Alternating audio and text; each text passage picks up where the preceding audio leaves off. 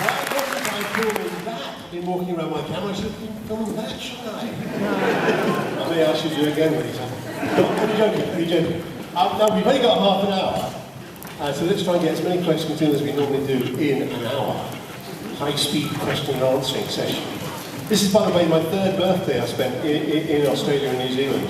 Down This seems to be the time of year when I'm always invited, so I'm always away from home. It's very nice that you make me feel so grateful. Hi. Question, please! Peter, how are you?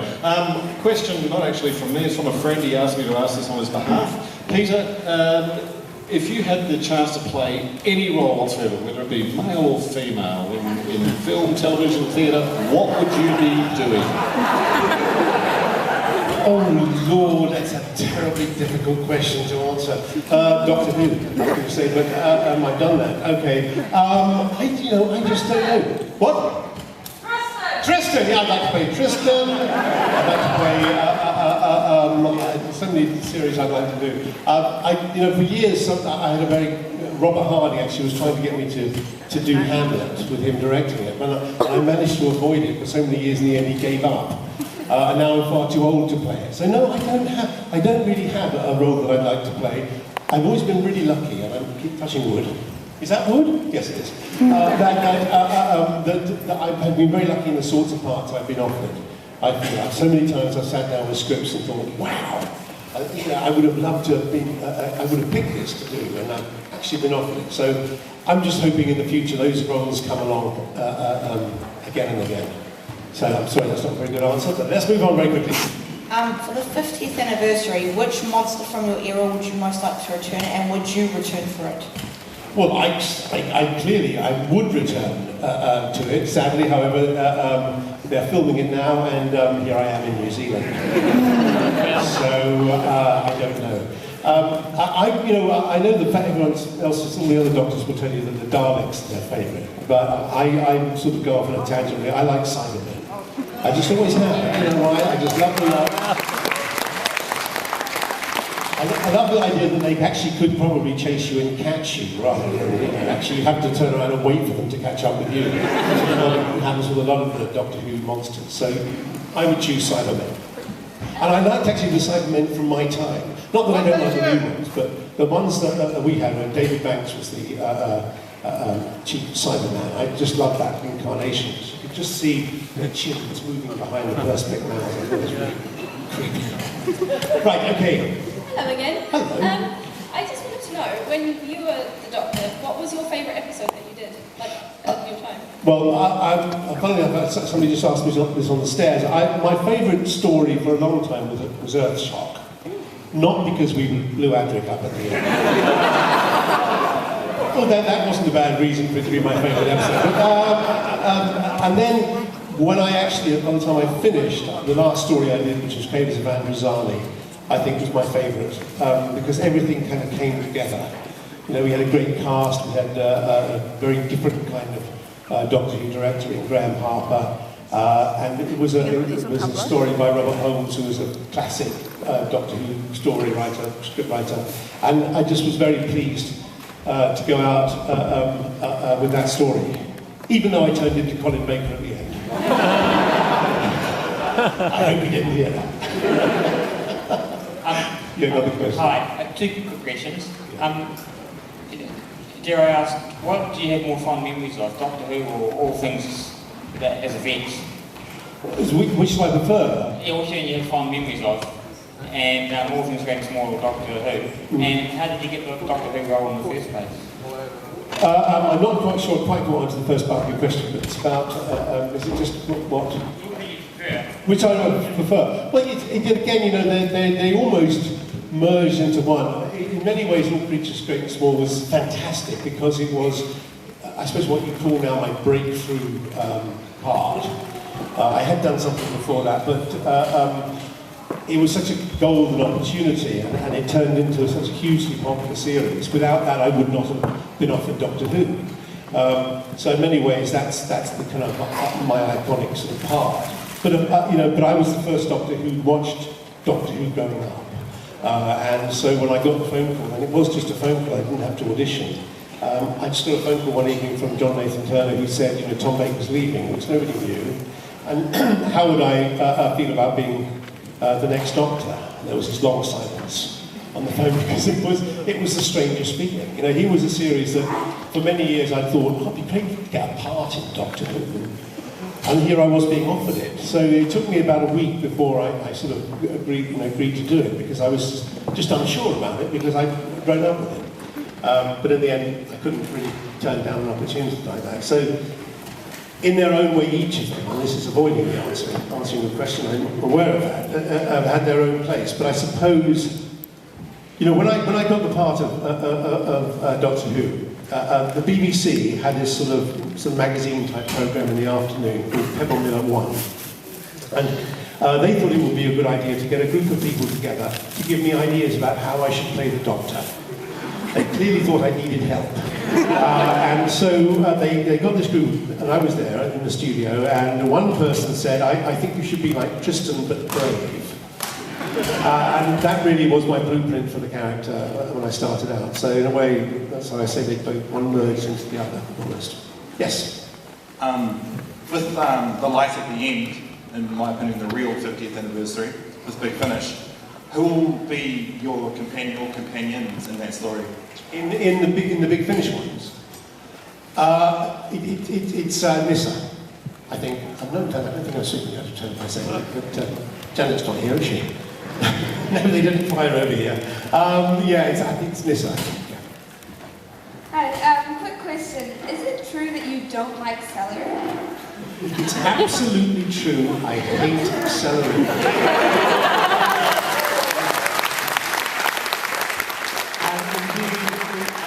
I think I was reminded the other day, in Castrovalva, there's one moment where I see celery on the table and go, celery, and I go over and I pick it up and I take a big mouthful of it.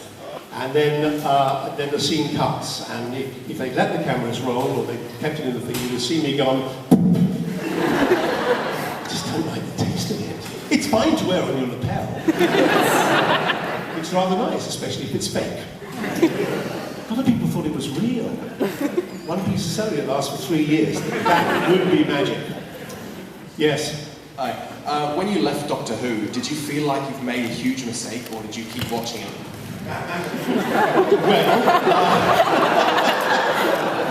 This is a very interesting question, because no, I didn't think I made a huge mistake. Because what you make the decision way before, obviously, you leave. You don't go, that's it, I don't want to do any more, and then leave the next episode.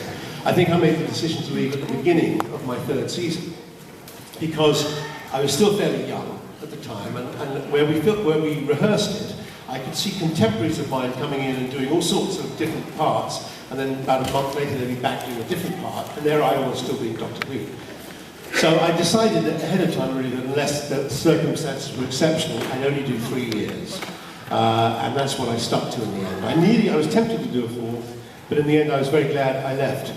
However, while I never regretted that decision, there is something about shooting that final scene where you do the regeneration bit, and then the next Doctor, in this case Colin, comes and lies in your place, and you do think, what have I done?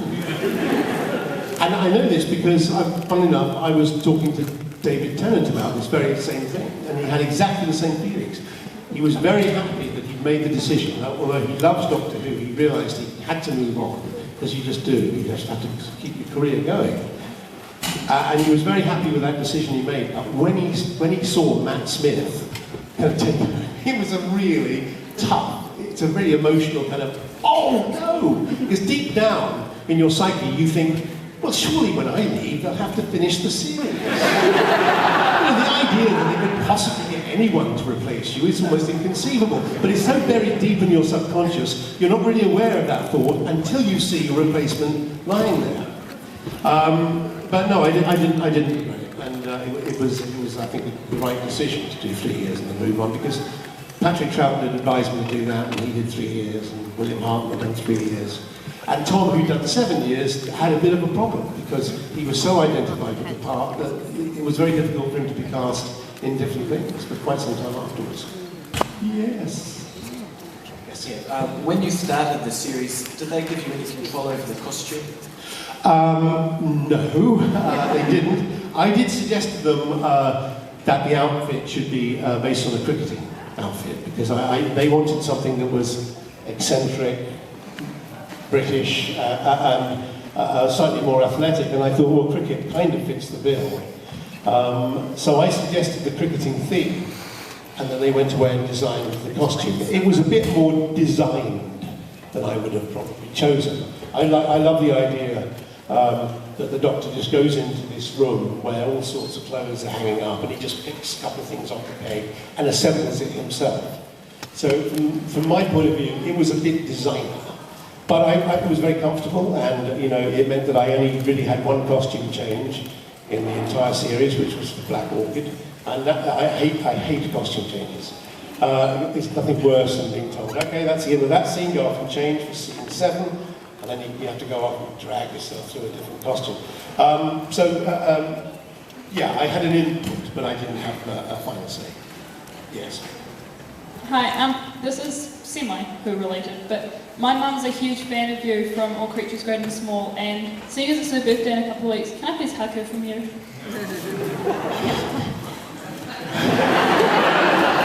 Should we just spend the rest of the time doing this?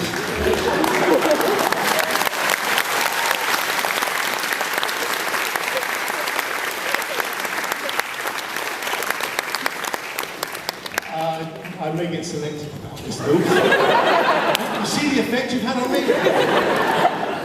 Okay, next question. I can't even see where we are. Oh yes. Of all the Doctor Who companions, yourself and all the others, who's your favourite? All the others? Yeah, all the other Doctor's companions. Right the way through the whole sway of the Doctor Who. Which one was your favourite? I think my favourite was Rose.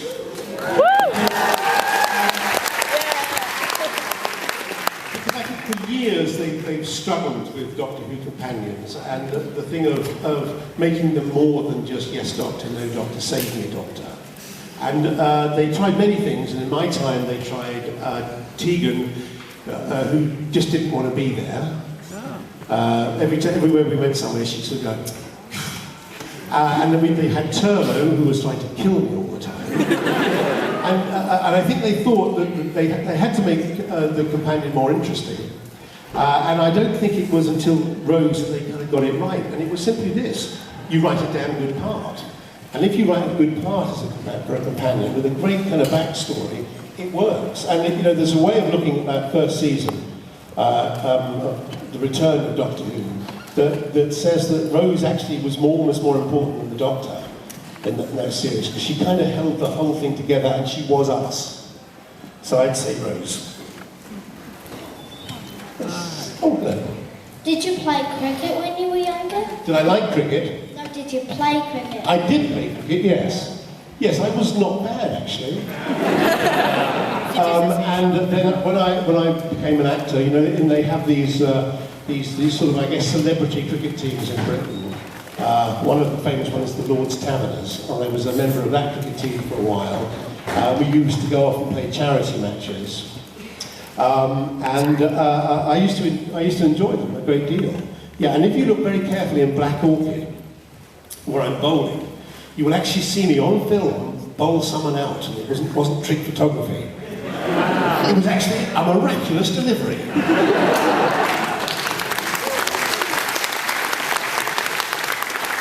Just skidded off the pitch, hit the seam, and just came in at him and took his wicket right out. Thank you. Hi. Do you think that having a husband that eats, drinks, sleeps and breathes Doctor Who is grounds for a divorce?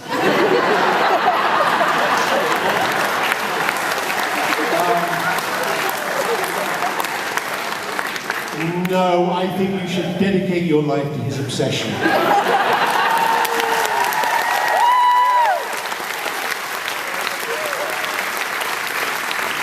And indeed, here you are today asking me a question, so are you any different? Yeah. Yeah, as a kid, you were my doctor. I also looked to the moon. Yes. Which I believe you and your life continue to. Yes, well, she's now my ex-wife, sadly, but yes, we did. Actually, to tell you the truth, I actually wrote it. I want to make that, but we had a publishing company in both our names, so yeah. It's down as both of us, I know, but it was really me. How it came about? Well, exactly how it came about was the very first television series I ever made was a thing called The Tomorrow People. You know, my heart sinks when you applaud that because it means you might have seen it. And the thing about, when I made it, which was in 1974, believe it or not, at that time, there was no videotape, there was no DVDs, and ITV only ever showed things once. And so my the saving grace of making that programme was that it would never ever be seen again. And then it suddenly emerged, it's re-emerged, it's on DVD, and don't go looking for it, please. I mean, I think spandex swimming trunks at one point and a blonde curly wig. I look terrifyingly like my sister. And that was directed by a man called Stan Woodward. When we made it, everyone loved it. The rest of the cast, the regulars, loved this rather comic take on the Tomorrow People. And there were plans to bring this back for another story, and then when it went out on television, the children hated it. They obviously had no taste. And so we never went back. But Stan rang me up about 4 or 5 years later and said, I'm doing this children's series, and he'd remembered that I wrote songs, and he said, would you write the theme tune for it? So simple as that, I did, and we sang it on the title music as well. Yeah, well now... Oh, look, it's me. We're off to Button, we'll follow Mr. Spoon, Button, Button, Button.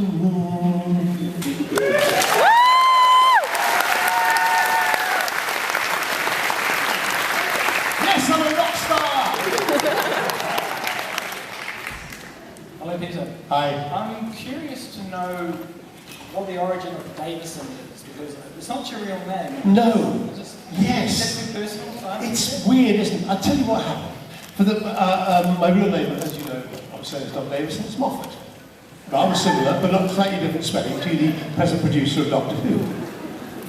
And then when I got my first job, which was the Nottingham Playhouse in Britain, I had the name Peter Moffat. And then just before the first performance that I did, Equity came back and said, sorry, you can't use your name because there's an actor, actually was a director, who was on what they called honourable withdrawal, which meant that although he was no longer active, you couldn't use his name.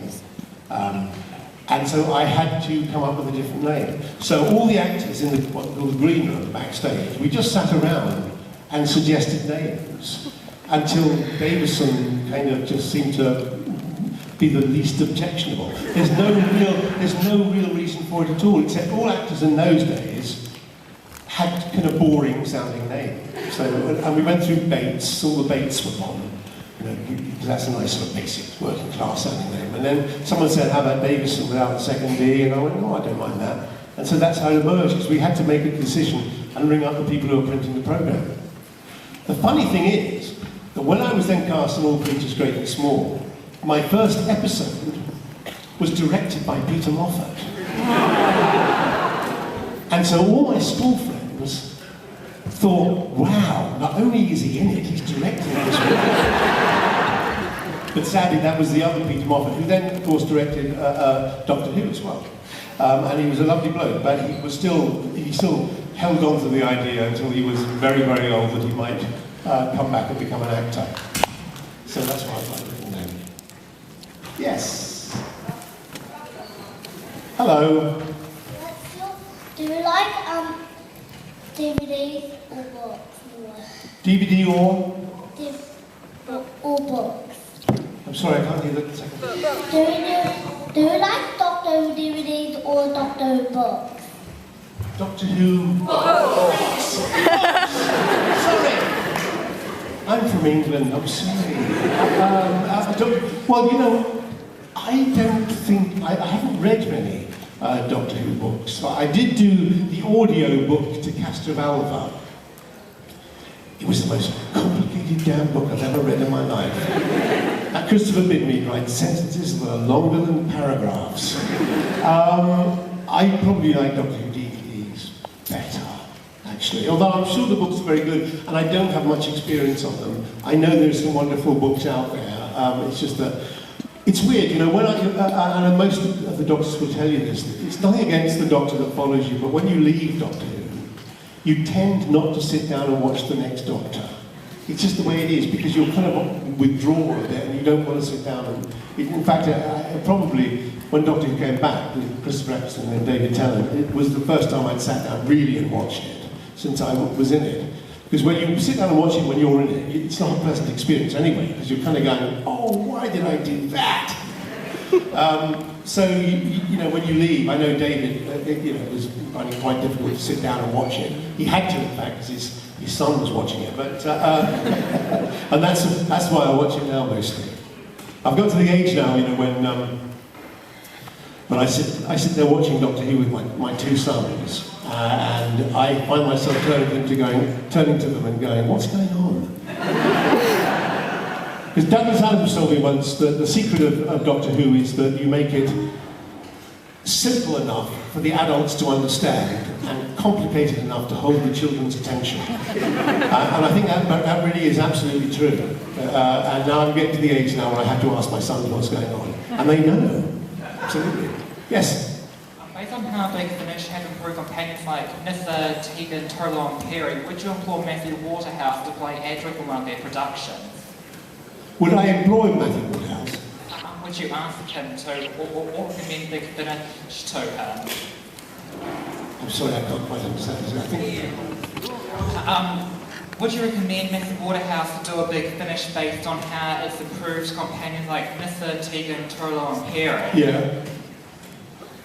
Well, I'm sorry about this. I'm really sorry. I can't quite understand what you're saying. Could someone just pass this question on to me? I'm not obviously deaf. What? What?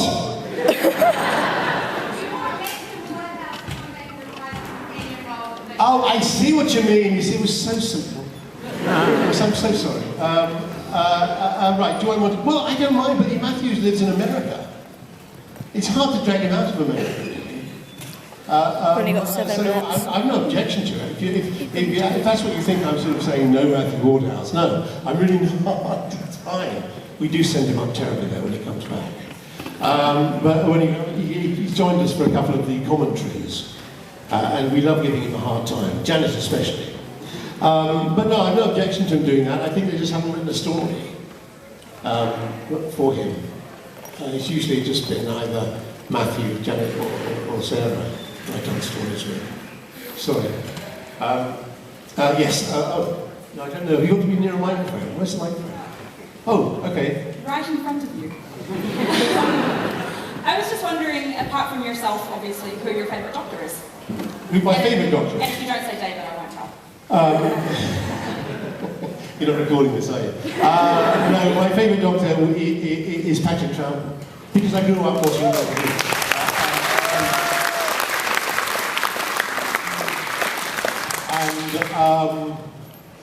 So, you know, each of us have their own doctor based usually on the time when they watch the programme most. And I just thought, well, I love William Hartnell as well. Patrick Troughton, in many ways, had the toughest job because he was the first of the generation, and there was the whole population never even dreamt about there being another doctor until William Hartnell left and they cast Patrick. And I just remember watching it with great trepidation, thinking he's never going to be anywhere near as good as William Hartnell. And within one episode, he had just won everybody over with his characterisation. So he would be my favourite doctor. Yes? During the 20th anniversary of Doctor Who in 1983, during the filming of the 5 Doctors, did you get a chance to meet Tom Baker? No, because he was either on a piece of film which they lifted from Shana, or with the photocall he was a waxwork, which they borrowed from Madame Tussauds, because he at that time, which is, don't forget, not long after he'd left Doctor Who, he was having this sort of strange withdrawal and didn't want really anything to do with Doctor Who. So he was offered, obviously, to take part in the Five Doctors, but chose not to.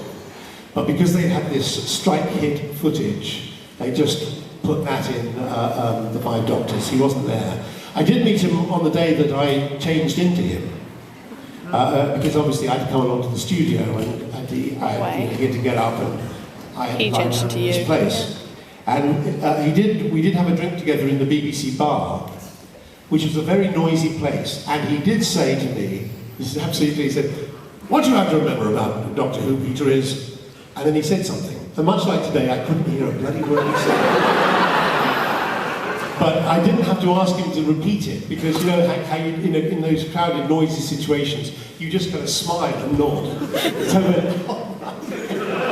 absolutely still no idea what he said.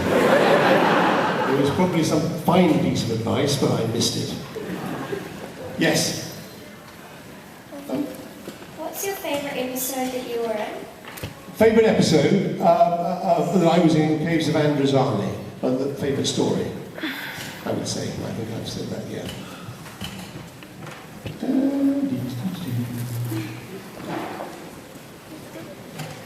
Hi. My friend was here because she's too scared to ask, but what got you into acting? Was it Doctor Who? What got me into acting? Yes. My inability to pass any exams at school. My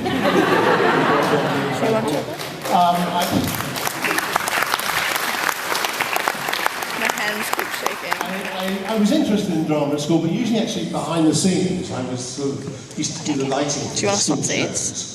And then I did join an amateur dramatic society, just for the hell of it, a local amateur dramatic society. And I was in a couple of productions, but I really didn't think about actually ever becoming an actor until I got my exam results. And they weren't spectacular. And so my English teacher said, well, you know, you don't need any exams at all to get into drama school. Why don't you have a go at that? And that sounded like a fine idea. So that's what I did. It was great. It wasn't like I was doing that reluctantly. I was very interested in it, but there was no acting history in my family at all. So my parents thought I was mad. And my friends thought I was mad, but then I got in, and so then they were profoundly impressed. Thankfully, I managed to make a bit of a go of it. But, I mean, I had the kind of idea, as a lot of children do, you know, wouldn't it be great to do TV or film? But it was really a combination of circumstances. Otherwise I might have been something completely different. And someone else would be the Fifth Doctor. Doesn't bear thinking about. Yes, where are we? Did you enjoy working with Janet Fielding? Did I enjoy working with Janet Fielding? Well, it's kind of like an ongoing battle, really. Yeah, no, I did enjoy working with Janet. She's great. And when we do these, it's a shame she's not here today, because when we do these events, we used to just sit on stage together and insult the hell out of each other for an hour. And it's great fun, and we're very fond of each other, and it's just the way we are. I don't know if you've ever heard any of the audio commentaries, but that's really what our relationship is like. It's me trying to persuade Janet to be nice to me occasionally. How old were you when you watched an episode of Doctor Who for the first time? I was almost... This involves mathematics. I was either 11 or 12. I think I had in my head I was 11, but I think actually I must have been 12. Yes, because it was 1963. I must have been 12. Yeah. What was your favourite enemy that you had to face as the Doctor? My favourite what? Enemy. In Doctor Who. Well, as I said, I think it was probably the Cybermen. I have to say I was impressed with the Daleks, because they move an awful lot quicker than you might imagine. Because there are people inside just going, I don't want to spoil the illusion for you. And there was one brilliant outtake where I think we had a number of corridors that I was meant to run down, and I was running down and the Daleks were chasing me down them, and then there was a mix-up, and I went down the wrong corridor, and the Daleks got to the empty corridor, and there were, the people who do the voices are sitting at a table just off camera. And the Daleks swung around, and I wasn't there, and the man who was doing the Daleks voices said, "Bugger!" They are actually quite scary when they're hurtling towards you, because they don't look like they're going to stop, and they probably won't actually. But aside from them, I just have a fondness for Cybermen. I'm sorry. I'm not so fond of the great lumbering rubber monsters, which I had a couple of times, where especially guards have to be, killed by these great things. But rather than run away, they can't run away, because otherwise you could walk away and escape these monsters. So they have to kind of go, and die. And you think, well, why didn't you just walk down the corridor? Yes? Who do you think should be the 12th Doctor? Who do I think should be the 12th Doctor? It's a difficult one, that. There's a great fondness now for young doctors. I don't know how much younger they can go without going a little bit older. Before, I think the current couple of doctors, it might even be before David Tennant, but I shouldn't say that. I was asked this question, and I said David Warner, because I thought he has a fantastic presence. Of course, everyone would say he's too old now, and maybe he would consider himself too old, but he's a fantastic actor, and he has that wonderful kind of slightly dangerous quality, I think, which is really good. Apart from that, I really don't know. I don't have any other thoughts, sadly, except maybe my children. Actually, there's rather a large queue in the Davison Tennant household for being the Doctor, because there's David's son, there's my two sons, and probably there'll soon be his daughter will want the part of the first female Doctor. I don't know. So I liken it to the sort of North Korean dynasty. You just pass it on to your children, no matter what they're like.